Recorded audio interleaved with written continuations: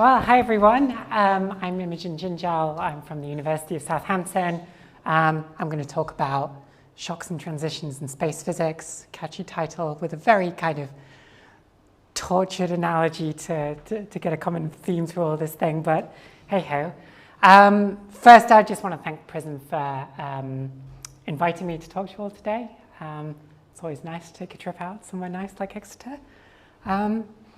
But yeah, so there are kind of two parts to this. First, I'm going to talk a bit about who I am and my career and that stuff, and some of the lessons learned along the way.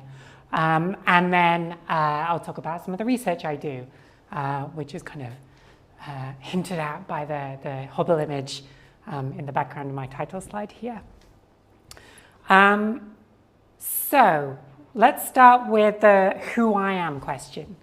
So I am a Royal Society University Research Fellow at Southampton, working in space physics in the astronomy group there. And this is what my career trajectory has looked like so far. So I finished up my PhD in fusion plasmas at the University of Warwick. I then did a couple of postdocs in Queen Mary and Imperial before landing my fellowship in Southampton. You may also know me, well, maybe not, but my name comes up also in context of these learned societies. I'm a counsellor for the Royal Astronomical Society and a member of the steering group for the LGBT Physical Sciences Network, which is run by the IOP and the RAS and the Royal Society of Chemistry and all these wonderful organizations. So I've put some kind of black and white barriers on here in the sense that an academic career is one of boundaries and of transitions between those boundaries. And in each of these different boundaries, there are a bunch of different challenges we face. Some of them are easier than others. I mean, for example, going from PhD to postdoc, you're entering a quite competitive field already. There aren't that many postdocs around, especially depending on what certain fields you're doing. And then when you're trying to transition from being a postdoc into an independent fellow, where you're going to be setting your own research agenda, winning your own funding and so on, there's a lot of competition involved there. You're trying to build your own personal brand and so on. So these two especially, I feel, are some very difficult barriers to navigate in academia. Makes for a challenging career, makes for an exciting career, but I had a bit of an extra excitement as well. Excitement is a great word for it, I don't know. So yeah, I'm a trans woman. I came out 10 years ago or so now, around the kind of 2014 sort of a time, the golden age of trans acceptance maybe. Or at least it kind of felt that way, which is maybe a bit of condemnation of recent trends. But this was a positive time. We were starting to, I don't know, we had the Equality Act, we had marriage equality, we had all these lovely things. But nevertheless, I did find that this did add quite a lot of, I don't know, an extra barrier, an extra transition in my career, which, I'm preaching to the choir a little bit here, but that there are some things about transition, this kind of transition, I think, which really do add extra friction to an academic career that maybe in some other careers you don't. Well, you do, but there are some extra ones. So, for example, because in 2014, I was a postdoc at this point, one of the first frictions that I encountered was what to do about my publication record, right? So at this point, I'd had something like 4 or 5 publications, I think maybe 5. There were a few in this kind of fuzzy period in here where it gets a bit complicated. But at the time, I wasn't allowed to change my name on any of the past publications. And that meant that, whenever I was applying for a grant or a new job or trying to introduce some students to the science that I do, what do I do about all these old papers? They dead name me. I just had to accept that, unfortunately. But more recently, the trajectory there has been really good. Actually, a lot of journals have now adopted policies where you can go back and change your name on older publications. I think some of that is just, how easy, how much better these electronic systems are built now, maybe, I don't know. Also just more progressive attitudes, I guess, but yeah. Another one, of course, is also I mentioned, and especially in this kind of barrier here, how important a sort of personal brand is. You want people in your field to recognize you. You want people in your field to get as excited about your science as you are. That needs a presence. And when you change it,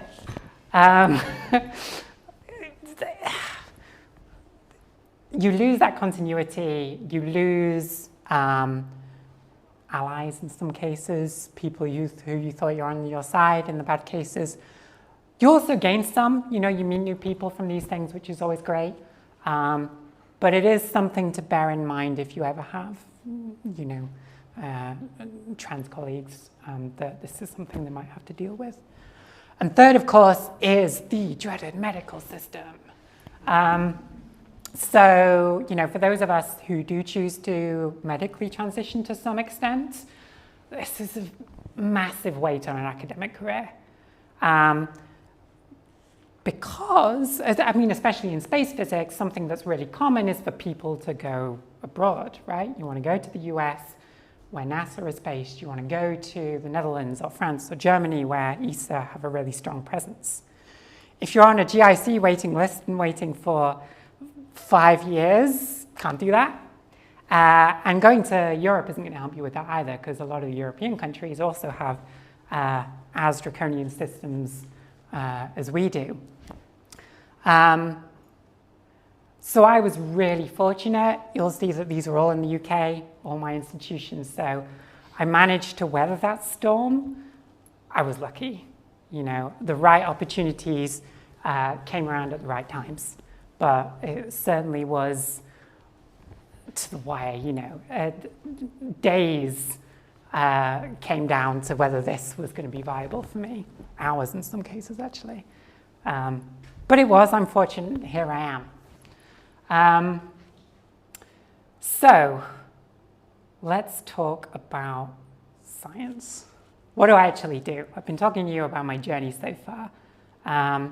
But yeah, everyone loves space. Let's talk about space. So I'm a space physicist. That's slightly different from an astronomer. I'm interested in space as an environment, what it's like to be in space, what the effect of space is on our existence on this planet. And ultimately, the kind of science of this is based on these two principles, which are maybe not necessarily as well known by the public. And that is the idea that space is not an empty void of nothingness. It is filled with plasma. It is a dynamic, interesting system where all sorts of fun things go on. So the solar wind is a plasma ejected from the sun. It permeates through interplanetary space all the way out until it meets the interstellar medium, hundreds of astronomical units away. Here is an image from, I think, the SOHO satellite of the solar wind around the sun, actual size. So it's just kind of the actual sun is cut out here. But you can see all these dynamic structures constantly blowing off the sun. I don't want to, I should say this is an extremely, extremely low density plasma. So space is a vacuum, but it's an interesting vacuum. The second point is that space is magnetic. The plasma pulls with it the sun's magnetic field. The plasma itself is stuck to that magnetic field. That's why it can form these loops that follow the sun's magnetic field on the surface there. And when that plasma ejects, is ejected out into interplanetary space, all of that magnetic field gets embedded in there. And when that magnetic field interacts with Earth's magnetic field, you get a lot of fun stuff, which continues to fund our research. I mean, so here is another look at an image of the dynamic solar wind. I'm going to set this video moving in a moment, but the sun is over here, and this is kind of a logarithmic plot here. You can see this is the sun's atmosphere, this is Venus here, and then Earth here. And you'll see that the sun is going to have a bit of a hiccup in a moment. A coronal mass ejection is going to launch from the sun. There it goes. Fly through interplanetary space. Hits Venus about now. Continues and hits Earth there. So this is one of the, this is space weather. Which is sort of analogous to atmospheric weather in the sense that, as I said, space is dynamic, and we want to know how that dynamic system is going to impact Earth. We need to be able to forecast it, we need to be able to measure it, we need to know what effect it's going to have. So what effect is it going to have? Well, I should thank National Geographic for this graphic because it's great. But these are all the effects of space weather, or just some of them, why we're studying space physics so much. And it ranges from, when you get these kind of coronal mass ejections, it can cause failure in hardware in space, whether it's damaging satellites or spacecraft. If you're in space at the time, you're going to have a bad time from radiation poisoning if one of these things hits you. But also at ground level is probably an even bigger worry here, because the movement of all that plasma, that magnetized plasma across Earth, can generate electric currents by magnetic induction. And what that means is you end up generating these huge currents across national infrastructure, the national grid, which can blow things up. It's not really that dramatic. It can damage the power grid, damage communications. In the worst case scenarios, you can cause transformers to explode at transfer stations and so on. And the impact of that is power cuts, communications blackouts, that kind of a thing. So extreme space weather is taken seriously. This is a figure I always like showing from the National Risk Register 2017. On the x-axis here is the likelihood of a certain hazard, and this is the impact it's going to have. Here is space weather on our little solar system map here. And you can see we're around here with things like flooding and other natural disasters, major pollution and stuff. This is a pandemic. Yeah, this was 2017, so everyone thought it was going to be flu. Whoops. But, there have been economic forecasts of what the actual impact of a really extreme space weather event could be. This paper from my colleagues at Imperial showed that, in a kind of worst case scenario for a 1 in 30 year solar storm, you could see as much as 30 trillion euros in damage. Yes, that is a trillion. And this is going to happen if we're not looking, all our space telescopes just turn off and everyone has a day off at the wrong time. But this is the kind of thing you get when you turn off the power grid for days or weeks at a time over major metropolitan areas. It's, this number gets people's attention. But I'm not an economist, I'm a scientist. So what I do is to look at the way energy and momentum in that plasma is transferred through from the sun to our planet from a very, very kind of pure physicsy perspective. So this is the system I care about. Here is a not to scale image of what that system looks like. We have the sun over here. This is the sun's magnetic field being dragged out from the solar winds. We have Earth here with its little bar magnet, which has its kind of bar magnet-like structure to its own magnetic field. So remember how I said, I was going to do some tortured thing about how this is all about different transitions and boundary layers? Well, this is it. This is the stuff.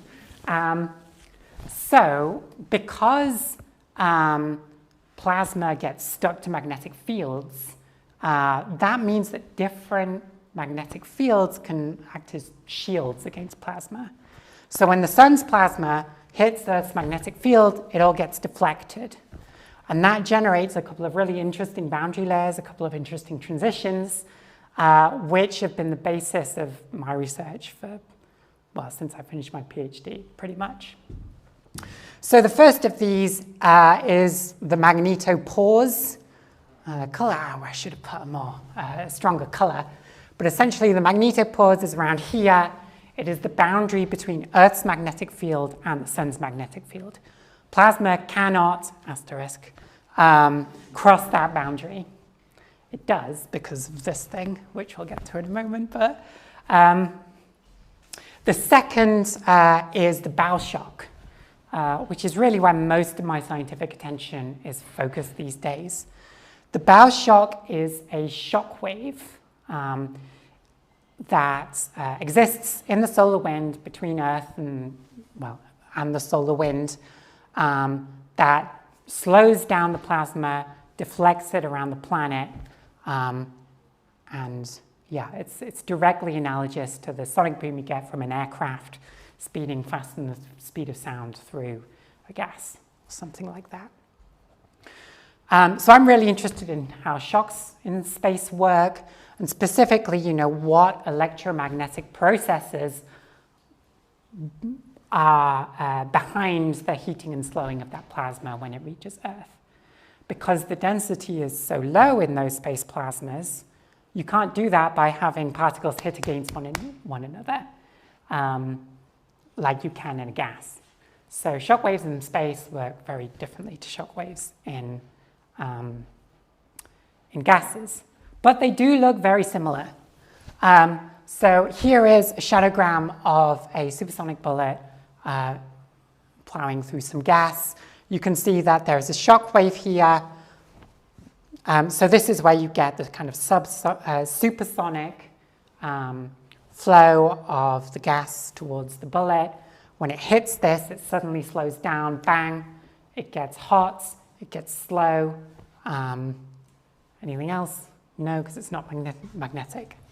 The same thing happens for Earth.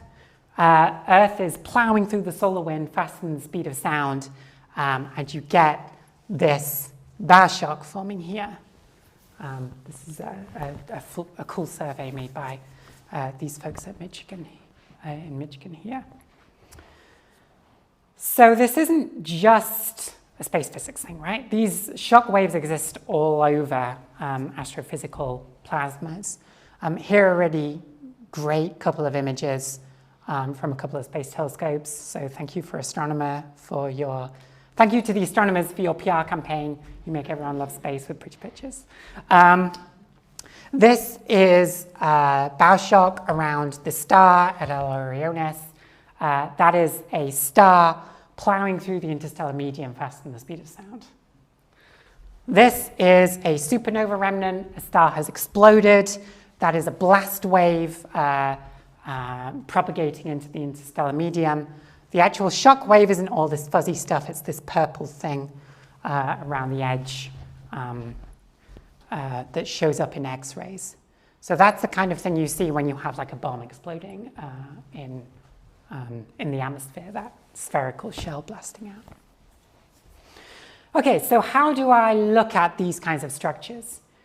Because I'm a space physicist, I can actually go there and have a look. Well, I can't, but a spacecraft can. So this is the mission that I'm most involved with. It's called Magnetospheric Multiscale. It's a NASA mission that was launched in 2015. And it's actually 4 spacecraft, all in orbit around Earth, that form a tight kind of tetrahedral formation that orbit around the Earth, something like this. Actually, that's a bit of an older image. It goes kind of further out to about here these days, but yeah. Here is what it looks like in person. There's a person here building it. So it's a pretty big piece of kit. There are 4 of these in orbit now, thanks to the Americans for spending $1 billion on these. So when we get data from a spacecraft like that, it looks something like this. So these are the traces we get from those spacecraft crossing that shockwave in front of Earth. This was in like 2015, it was ages ago, but it's a really clean example. We actually get one of these every time, well, multiple of these sometimes every time it orbits. So you can see the density of the plasma suddenly shoots up. The velocity goes from, we're here at minus 400 kilometers per second, suddenly slows down to, only about 100 kilometers per second. The magnetic field goes up. This going from thin to thick means it's getting hot as well. And you can see all of this happens over the course of a couple of seconds. This is thin, discontinuous boundary. It is a clap in the solar wind. And to prove it, here's some sound for you as well. So I'm going to play you a sound now. This is based on some data from the Juno spacecraft that is in orbit around Jupiter. When the spacecraft crossed that shockwave in front of Jupiter, we get very similar traces to what I showed you on the previous slide. You can take those traces in the magnetic field, turn them into sound, and then you can turn it into a public outreach program like this. So here, we're in the upstream. This is the solar wind. And then a moment later,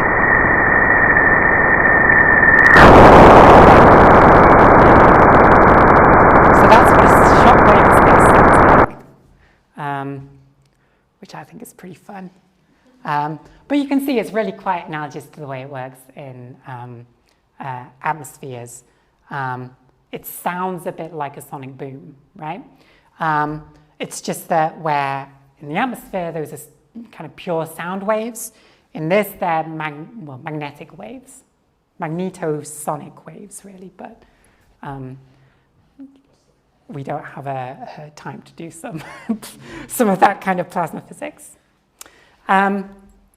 So yeah, to kind of drill down just a little bit further on what it is I'm looking for in these spacecraft observations is all to do with the question of which electromagnetic processes are causing the plasma to heat up when we move through one of these shockwaves. And what my work has been involved with is showing that something called magnetic reconnection is a new and exciting candidate for how it does that. So magnetic reconnection is the idea that you can take magnetic field lines and break them apart and stitch them back together in different topologies. And if you do that, you release a ton of energy that was in those electromagnetic fields and put it into the particles. So the electrons and the ions in your plasma suddenly accelerate, and they shoot off in hot, fast jets into your plasmas. So here is the kind of cartoon of how that happens. You have 2 oppositely directed magnetic field lines, one pointing north, one pointing south. They get pushed together like this. They snap together, change topologies, And when they bend out like this, they shoot plasma in these two directions. So to prove the point, here is what an observation of one of these structures looks like when we find it in spacecraft data. The secret behind my research is that it involves looking at a lot of wiggles and tiny little plots. But if you really squint, you can kind of see we've got this is velocities and temperatures here, that this little turn down of this red line here means we have a jet of electrons coming out of one of these magnetic reconnection sites at breakneck speed. You can see that's like 100 kilometers per second. It's fast. And you get a nice little bit of heating of the electrons there.